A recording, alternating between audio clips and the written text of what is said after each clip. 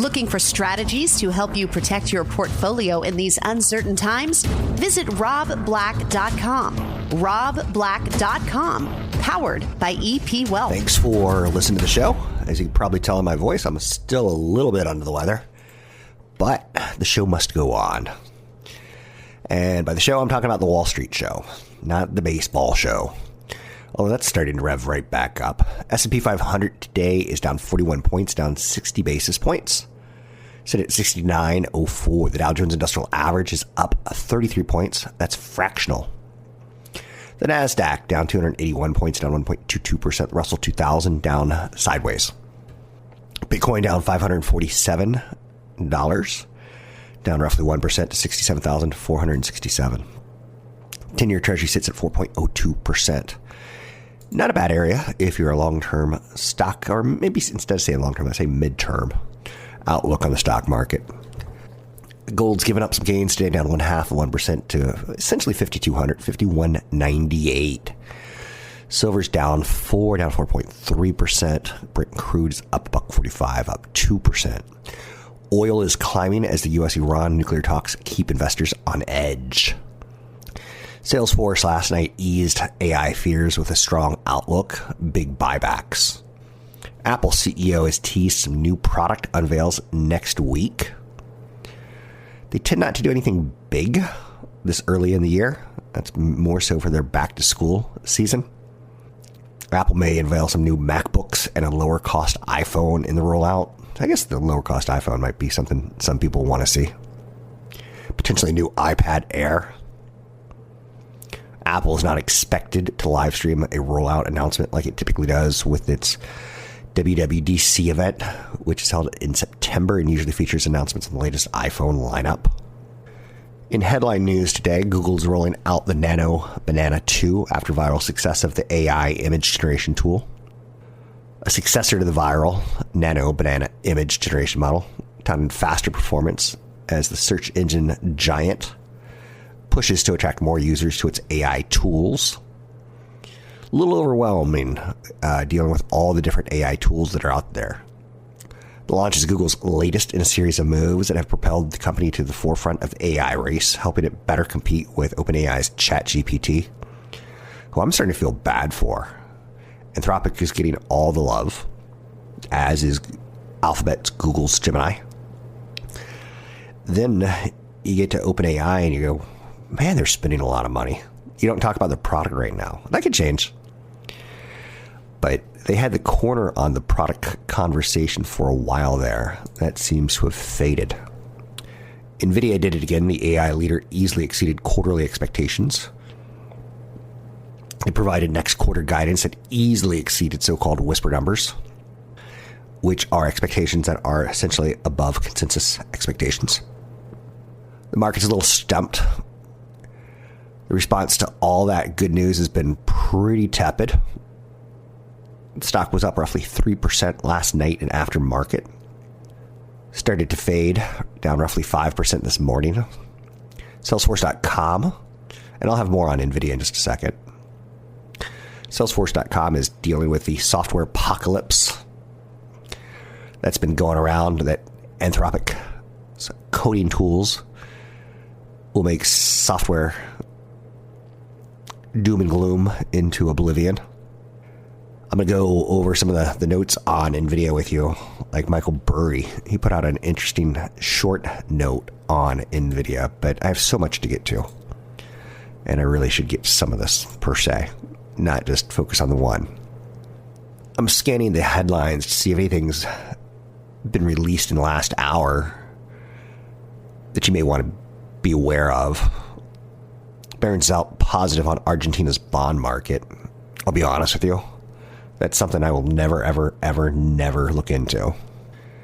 PayPal is not in discussion to sell itself to Stripe or anyone, according to Semaphore. Alphabet posted a blog that titled The March 23, or This March 23. They're going to be introducing Gemini Advantage and Google marketing platform. U.S. and Iran could reach a deal if nuclear and non-nuclear issues are separated, according to Reuters, citing senior Iranian officials. Again, what would the output of that be? Oil prices would probably drip lower. Airline stocks would probably shoot a little bit higher as some of the risk of war comes off the table. It's weird being as old as I am, and I'm still saying the risk of war. It's a phrase that it seems like it should be out of our mouths, our lexicon. Nvidia is moving lower despite a beat and raise earnings report. Semiconductor stocks as a group are under pressure. Broader market is mostly lower. There's some continued strength across software names and financial stocks. Let's get into the details on Nvidia, and then I'll do Salesforce, and I'll try to do as much as I can today. Nvidia is powering up, blowout fourth quarter, massive first quarter guide, and AI demand still hitting full throttle. Stocks trading down about 5%. Revenue guidance stood out in a big way, easing concerns about any slowdown in the AI infrastructure spending. The first quarter outlook assumes zero data center compute revenue from China, making the guidance even more impressive.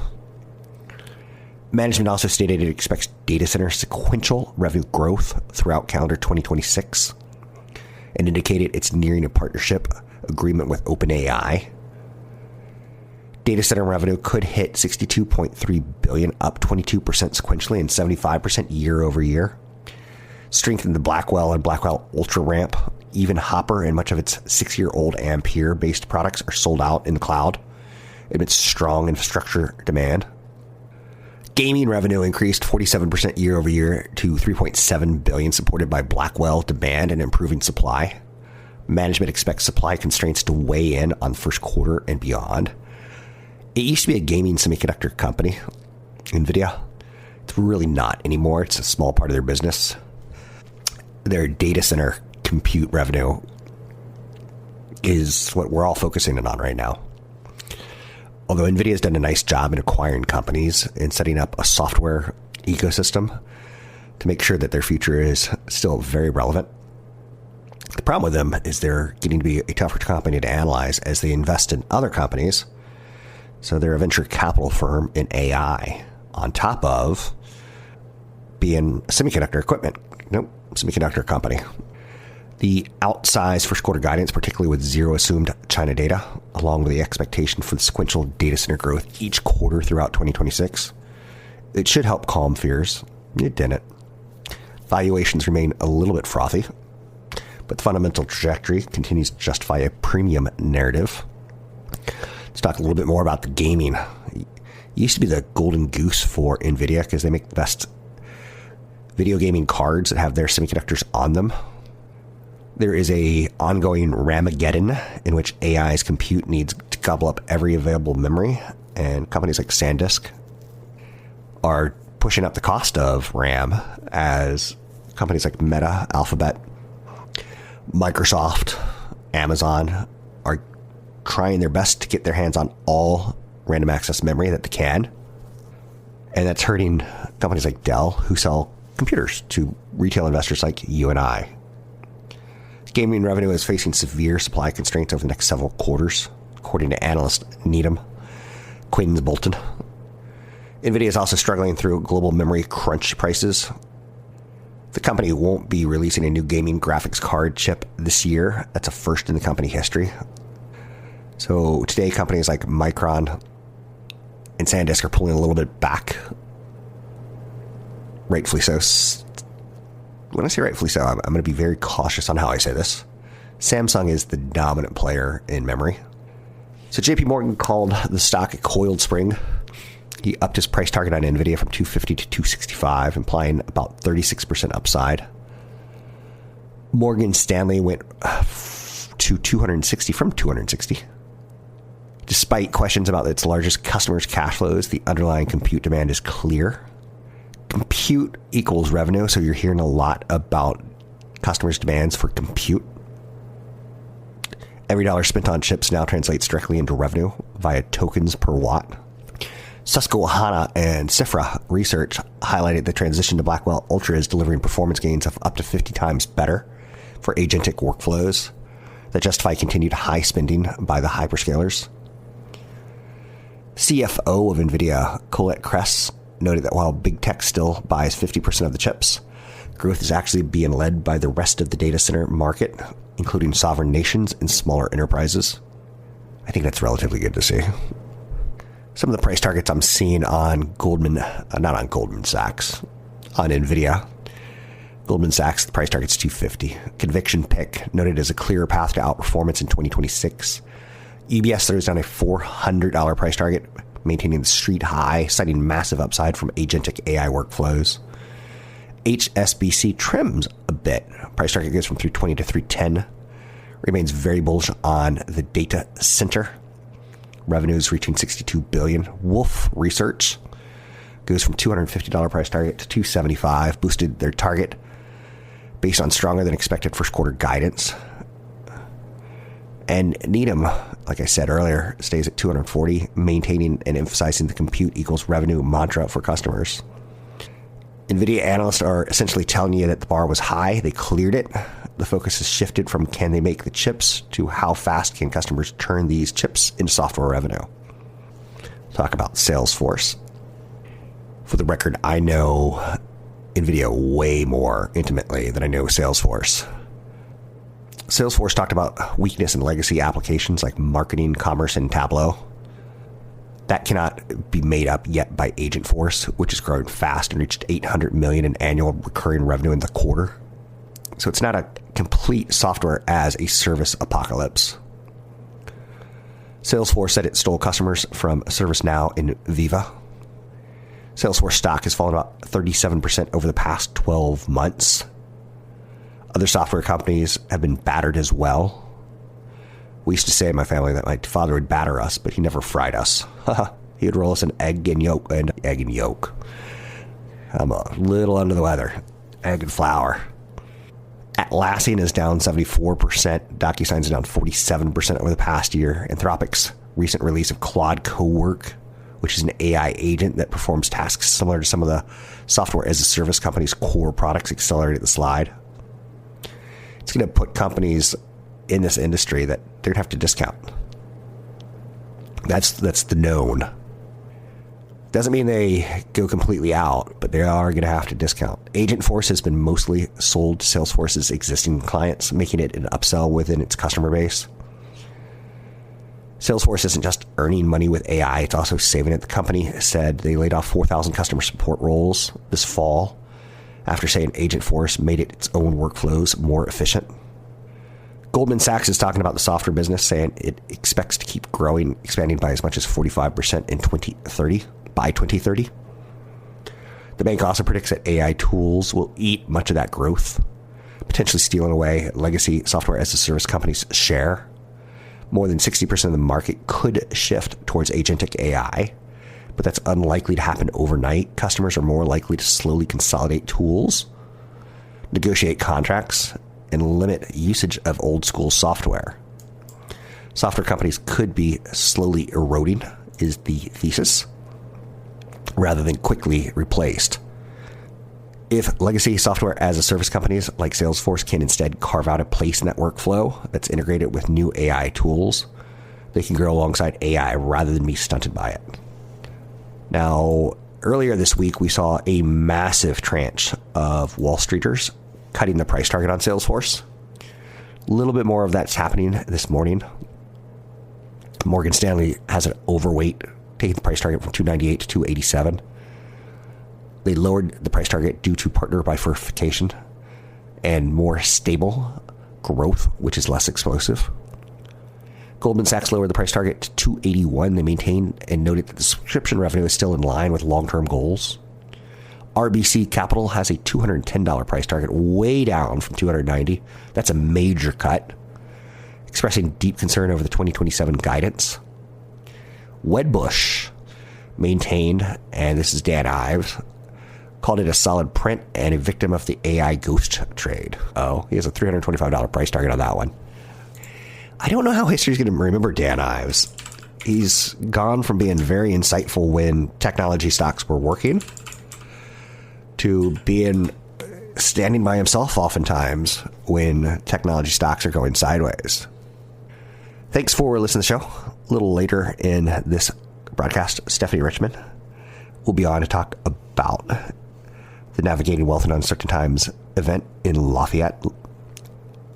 You can sign up for the event Wednesday, March 11th, 6:30 to 8:30. Are you ready for retirement? Do you have too much Salesforce? Do you have too much Nvidia? Are you an employee? If you're an employee of Salesforce, wow.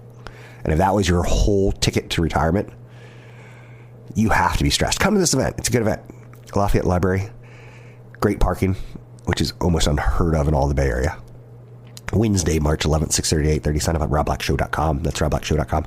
That's less than 2 Wednesdays away from now. That's 2 Wednesdays away from now. Hopefully you sign up now. More in the second half of this show on what's happening on Wall Street and why. These days, retirement planning is more complicated than ever. So set aside Wednesday evening, March 11th, and get ready to learn some strategies for navigating wealth in uncertain times from Stephanie Richman, Rob Black, and Nathan Rogers. This event will focus on retirement income, tax strategies, estate planning, and tax planning. If you're at or near retirement with at least $500K in investable assets, this seminar is for you. Stephanie will explain how to transition your portfolio from the accumulation phase to the income phase, which accounts to draw from first, how to protect your estate from long-term care costs, and much more. Learn how to invest during inflation and interest rate moves, Social Security strategies, and managing IRAs and 401ks in retirement. Rob Black will share market happenings and trends. That's Wednesday, March 11th, 6:30 p.m. at the Lafayette Library in Lafayette. Space is limited, so sign up today at robblackshow.com. That's robblackshow.com. Investments not FDIC insured. Past performance does not guarantee future results. Not an offer to sell or a solicitation to buy any security. Member FINRA SIPC. Thanks for listening to the show. I'm Rob Black. Let's take a look at how the markets are doing. A couple hours in, the S&P 500's down 42 points. Not too shabby. I feel almost like an apologist when we don't hit all-time highs. Now the S&P 500 is down 67 points. When I refresh my screen, down 1%. The Dow Jones Industrial Average 30 is down 168, down 1/3%. The NASDAQ down 1.6%. So I think, say things are near their bottoms for the day. When there's a rally to try to erase some of the gains, it's quickly lost. It's not dropping further, but it's quickly lost. The NASDAQ's down 380, down 1.6%. The Russell 2000 down 40 basis points. A little bit of a give me back. Again, when you take a look at the last 7 years on the market, 2019, 2020, 2021, amazing returns. 2022, awful. 2023, 24, 25, amazing. Average rate on a 30-year mortgage falls below 6% for the first time since 2022. Freddie Mac says it's hitting 5.98% this week. Oil is climbing as the U.S.-Iran nuclear talks keep investors on edge. Apple CEO Tim Cook teased some new product to unveil next week, but it doesn't look like anything great. Maybe a cheaper iPhone, which will help some people stay in that Apple ecosystem. C3 AI slashed 26% of their staff as the CEO admits it's burning too much money. That's never a good thing to admit. Learning the hard way that conviction doesn't pay the bills is the quote. I've stayed away from AI software plays. Maybe Microsoft is the closest thing that I have, but I don't know how much that is a complete AI software play. It is an enterprise software.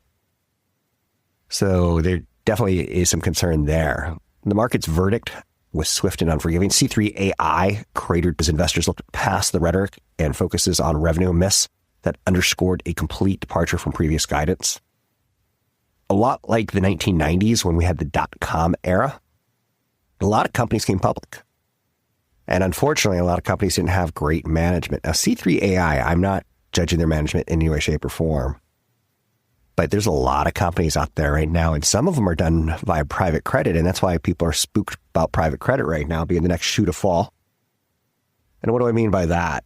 Again, in the 1990s, we had IPOs that kind of exposed that not all CEOs were created equal. Now we've got some private credit companies that are showing me that maybe there's a similarity there, because a lot of people see private credit as having replaced the IPO market. Now, later this year, we are going to get some pretty big movers and shakers, and they got to get their act together right here, right now, in large part, in my opinion. When I say they have to get their act together right here, right now, in large part because if Anthropic, if OpenAI, if SpaceX are all going to IPO this year, you want to be hitting on some cylinders when that comes public. I'm not saying that is what you should be doing and changing your portfolio anyway. I think diversification is still very smart. And you can own companies that are diversified like Caterpillar that are sitting near all-time highs. Some of the AI builders, GE Vernova, for instance. You can own nuclear. You can own utilities for the income. Just my opinion. When you diversify, it doesn't have to be an AI pure play. And when you diversify, it's okay to say I own a Walmart or Domino's or Target. I'm owning Target for the income from the dividend. I'm owning Walmart for the overall presence of retail in the country. Do you see, like, I'd own Domino's for the this doesn't look like it's going to go away trend. Although watch my kids go, I hate pizza. So far, that has never been said from any teenage child. Let's take a look at some of the other names out there. TJ Maxx had a tremendous quarter. Price target are being raised over at Barclays from 172 to 183. Bank of America goes from 168 to 175. Snowflake's getting hit. Price target cuts are aggressive. And again, AI software. Data analytics platform is speeding up product development to ride the AI wave. Data is the lifeblood of AI. So when the stock saw their revenue drop 30%, that's pretty amazing. That's a big drop. Trade Desk shares are lower. A lot of the stocks that I'm talking about, Snowflake, Trade Desk, they're not stocks that I would typically own. Not at my age. And I look at a Trade Desk and a Snowflake as more gambling. Trade Desk shares are sinking 14%. After the ad tech firm said first quarter guide was light. Shares have been pummeled since last summer on fears of mounting competition from big tech players like Amazon, who do advertising too. Wells Fargo upped its price target on Lowe's 290 from 280. CEO said something pretty interesting. Let me give a little bit of time on this because you might own some real estate tied towards maybe your investments, maybe the house you live in. The CEO of Lowe's said that if there's anyone more exasperated by the locked up housing market than your average millennial, it's the CEO of Lowe's. Potential home buyers have been bludgeoned and rebuffed by the devastating 1-2 punch of rising prices and rising mortgage rates for years now. However, both forces are starting to lose a bit of their sting. The 30-year fixed mortgage rate fell down today to 5.98%, according to Freddie Mac. That's the lowest since 2022. It's not an all-time low. And it's probably not enough to get excitement going, but some interest in some refinances from people who got 7.5% mortgages. The S&P Case-Shiller Index reading that came out on Tuesday showed that the value of single-family U.S. homes increased just 1.3% year over year. That's lower than the typical annual increase, and it's also lower than inflation. The home value growth shown by Case-Shiller is much lower than the 2.7% headline inflation rate in December. So your home's not keeping up with the dollars that you've paid off. Let's say you have $1 million home and it's paid off. If inflation was at 2.7% and your home was up only 1.4%, you lost purchasing power. That's something a lot of people forget about when they talk about home ownership. The handcuffs appear incredibly tight on homeowners, and pending home sales in January fell 0.8% month over month and 0.4% year over year, according to National Association of Realtors data. Housing's trying to loosen up and move higher. It's just having a really, really tough time. Waymo has announced Chicago and Charlotte expansion as driverless rollout is accelerating. I'm excited about the Chicago because, again, I want to see how they do during winters. Alphabet subsidiary announced plans to expand its driverless car service to Chicago and Charlotte. As with every new city, it's starting with manual testing and mapping before progressing to driverless operations and eventually a public ride-hailing service. Waymo didn't provide a timeline for Chicago or Charlotte, but clearly their expansion pace has accelerated recently. Waymo first launched a fully driverless service to the public in Phoenix in 2020. They expanded it in the years to come to San Francisco, second big market in 2024. Atlanta was its fifth big market in last summer. Now they've rolled out their service in 5 additional markets this year, including Miami, Houston, Dallas, San Antonio, Orlando. Currently live in 10 markets with another 20 on the way. Expected launch in 2026 in London. That's another one that I want to see how they do. That is a shit show of a city for driving. I'll say it as simply as I can. It is not easy. Now, let's talk about Tesla. You almost can't not talk about Tesla when you're talking about Waymos. There's a lot of promises about amassing a giant network of driverless cars. So far, Tesla looks pretty uninspiring. Robotaxis are a lot more similar to Uber's plain old ride-hailing service than Waymo's expanding autonomous fleet. Tesla has its largest ride-hailing service in California. The company, though, has taken no formal steps to gain approval for a truly driverless car service. Throughout all of 2025, Tesla failed to log a single mile of autonomous test driving on state roads and has not applied for necessary permits to test or deploy vehicles without a human present. A lot of Elon Musk's promises were supposed to start showing up by now, or last year, or the year before, or the year before. Tesla holds only a basic permit that requires a human safety monitor to remain in the driver's seat at all times. Tesla's California robotaxi service consists of roughly 300 Teslas operated by human drivers using the company's supervised full self-driving tech. In Austin, it has about 45 vehicles. Tesla made a huge, ta-da event out of talking about this, trying to remove the safety monitors without sitting in the front seats during rides. But so far to date, only a handful of those vehicles have been reported to be actually operating without a safety monitor. The crash rates in Austin are higher than a human driver. That's not good. It's performing a service much akin to a tech-heavy Uber rather than one operated by Waymo. Waymos are cool. Even Uber is trying to put space between itself and the old driver having Ubers of yore. Tesla said it planned to offer robotaxi service in half a dozen new cities in the first half of the year, including Phoenix, Miami, Las Vegas. But so far, as Clara Peller once said, where's the beef? Every now and then I'm stopping my recording and blowing my nose because I'm a little under the weather. Nvidia has moved lower despite their beat and raise earnings report. Semiconductor stocks are under pressure. The broader market is mostly lower. Continued strength across software names and financial stocks. Warner Brothers Discovery, ticker symbol WBD, is in the news. Stock isn't doing much today, but Paramount Skydance is the best performing S&P 500 name after delivering better than feared earnings results. Company reported revenues in line and guided first quarter revenues below expectations. It's a little bit of a shocker. The FDA is going to offer quarterly bonuses to scientists for faster, high-quality drug reviews, according to Bloomberg. I don't know if I want my drugs reviewed faster. Now, again, high quality, absolutely.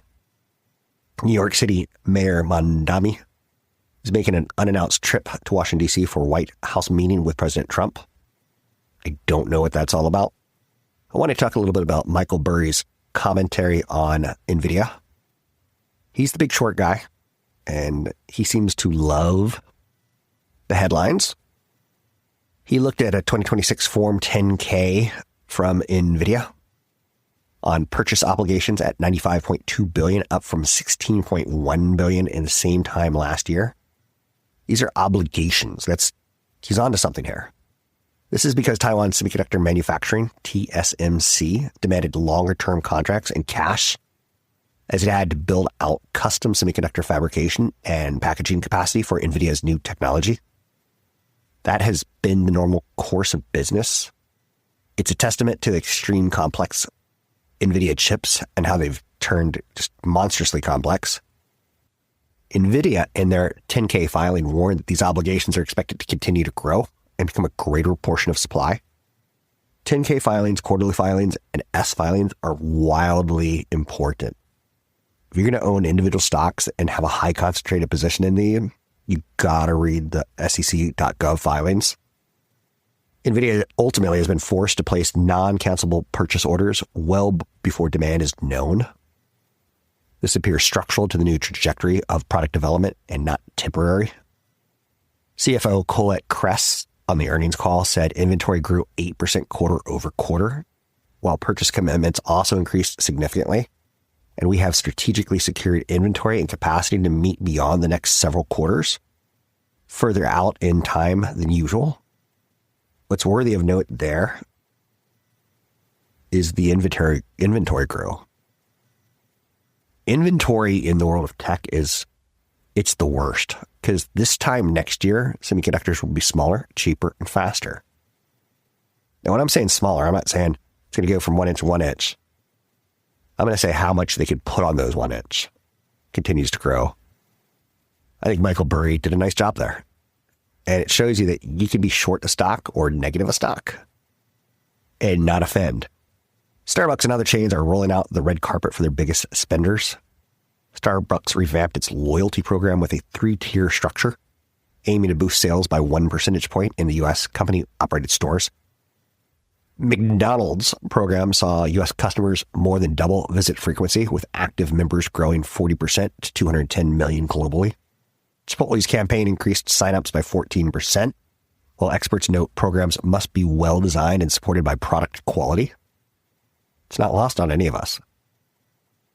You probably didn't think that Starbucks app, that McDonald's app, you probably didn't think it was as important as I do.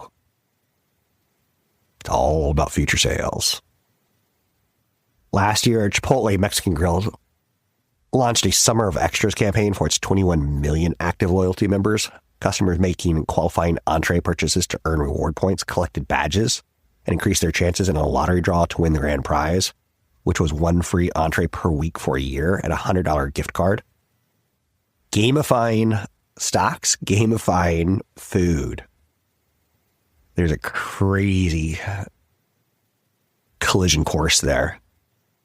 Now, I'm an old man, and there's no chance I would ever let Floyd Mayweather, Manny Pacquiao, or Mike Tyson hit me. Not willingly. But Floyd Mayweather and retired Filipino Senator Manny Pacquiao have agreed to meet in what is technically a boxing match, but I think we all go, it's not really good boxing. In September in Vegas, Floyd Mayweather likely will get $50 million to $100 million, depending on how commercially successful the event is. $50 million to $100 million. Manny Pacquiao is likely to get $30 million to $80 million. In one of the cuter stories that I saw today, a guy bets his entire life savings, $342,195 against Elon Musk. He won $470,300 for a grand profit of $128,000. It was a 1-year bet on whether the government spending would rise last year, even after Elon Musk's Department of Government Efficiency pledged to slash budgets and reduce spending. This was a Kalshi prediction markets bet. I just think that's ballsy and gutsy. TikTok. Listen to this. TikTok Shop could drive $1 trillion in sales by 2030, capturing roughly 14.6% of the global marketplace share. Global marketplace share is when a retailer like Walmart or TikTok or Amazon resell other people's products. eBay is probably the easiest one for you to think about. They don't have inventory. They sell other people's inventory. So Amazon generates $396 billion in GMV, gross merchandise value right now. Walmart generates about $160 billion in U.S. e-commerce GMV. The old model looks something like you would search on Amazon for something. You would compare it to other things you're searching. Been there, done that. You would review, and then you would buy. Now the TikTok model is you scroll, you discover something. Ooh, toothpaste that tastes like bubblegum. You trust the creator who says, man, this tastes just like bubblegum. And you tap to buy. So TikTok thinks they can get to $1 trillion. And I can tell you from looking at my kids' bathrooms, they're buying a lot of poop from TikTok. Even my spouse gets some stuff where I'm like, what's that skin cream? I've never heard of that brand. Oh, I saw it on an online ad. I'm like, you're so embarrassing. Don't tell her I said that, please. You can always find me online at Rob Black Show, Twitter Rob Black Show, YouTube Rob Black Show. I'm Rob Black, talking all things financial. I'm going to have Stephanie Richman come up, and we're going to talk about managing your wealth and the event that's coming up in Lafayette, 6:30 to 8:30 on March 11th. It's a wealth preservation retirement planning event. You've seen me do these with Chad for a long time now. I'm expanding a little bit more because Chad's busy, but Stephanie does a lovely job. Wednesday, March 11th, 6:30 to 8:30.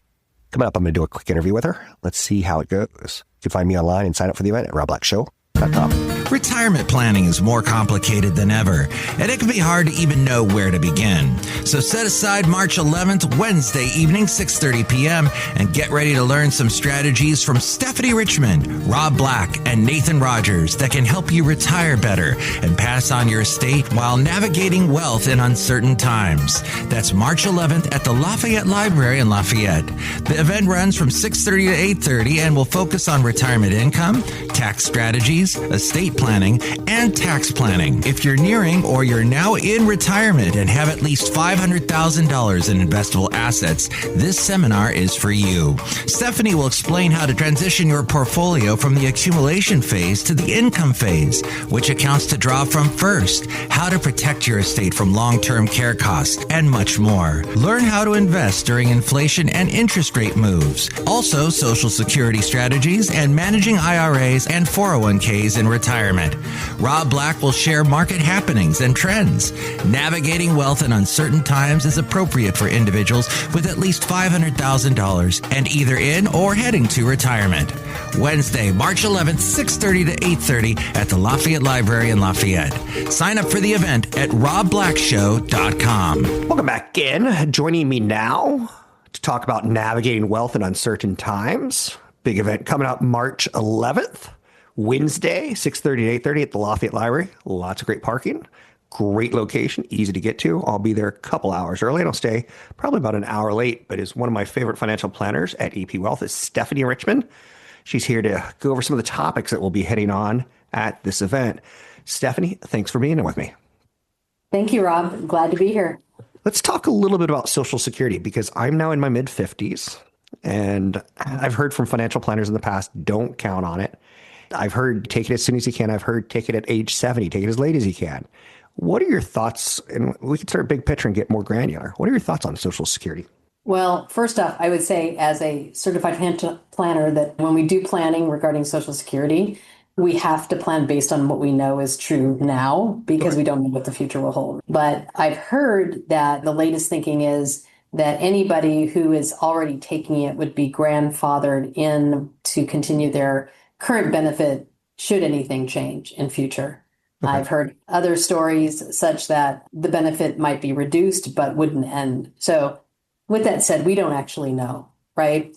But some rules of thumb are that when it comes to Social Security, the first thing you want to look at is need.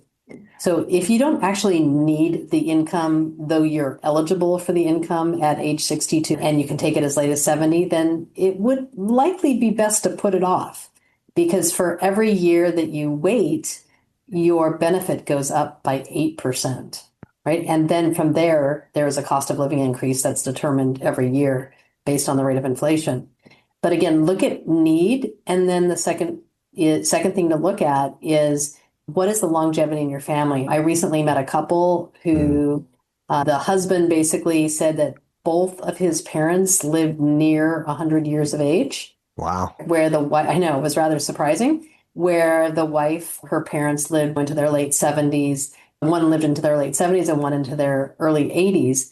And so they're both in good health. They're both still young and we'll do more planning as the time approaches. But again, good to assess each individual's situation on its own merits.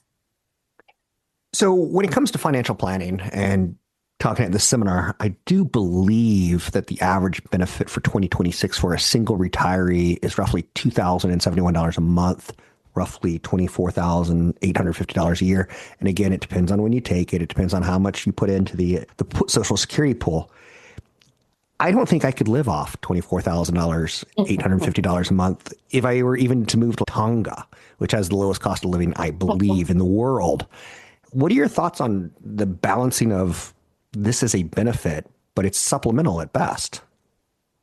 Yeah, I think that depending on where you live, maybe there are places other than Tonga where it would work if you're eligible for certain housing benefits, right? Okay. That type of thing. But yes, it is very rare that Social Security will cover anyone's annual living expenses. And so what's really important to consider is that you're saving along the way, right? Up until you retire. And it's very likely you're going to have to tap into your savings and investments, or maybe you take a part-time job, something fun to help supplement that Social Security. So I have a CFP that I work with at EP Wealth. I won't get into too much more details, but we've had this preliminary conversation on Social Security. And his feedback for me with the amount of money that I've saved is I'm going to be okay. But it does factor into my whole Monte Carlo scenario of how much income I'm going to get, best case scenario, normal scenario, worst case scenario. When you look at Social Security for a prospect or a client, how important is it to you? Or how much weighting are you putting on versus like assets or equity in a home? It's interesting. I think I put weight on it because it is a form of income that helps, right? Look, I literally just met with a client, a new client. We presented her financial plan for the first time. Nice. And she's unusual in that she did work at a place that offered a pension that she's eligible for. It's not significant. Surprisingly, her Social Security payout, because she did maximize input into the system, is going to be actually around $50,000 a year. So more than double what you suggested, should she take it at age 67. And between that Social Security and her pension, she's not going to have to supplement as much as one might think from her savings and investments, because her living standards are not that high, meaning she doesn't spend a lot. So it comes down to the person. In her case, it's obviously quite important. So. Absolutely. Let's keep talking a little bit more about Social Security and the whole idea of it being there in retirement. The rules do change, and the government does those. They tinker with them a little bit. They change the retirement age. They change payouts ever so slightly. There's cost of living, but those cost of livings don't necessarily change with inflation that seniors have. Maybe a type of inflation would be traveling to see the grandkids. Maybe a type of inflation would be healthcare costs. I'm expecting to eat less food because I saw my father and my grandfather eat less food when they retired. It's a weird concept. It's conceptual. It's big picture stuff, but it's not granular. Social Security, do you see where I'm going at with that? Do you have any other final thoughts on Social Security? So can you maybe share a little bit more what you're alluding to? I have a budget, and my budget is very dynamic right now because I'm still in my mid-50s.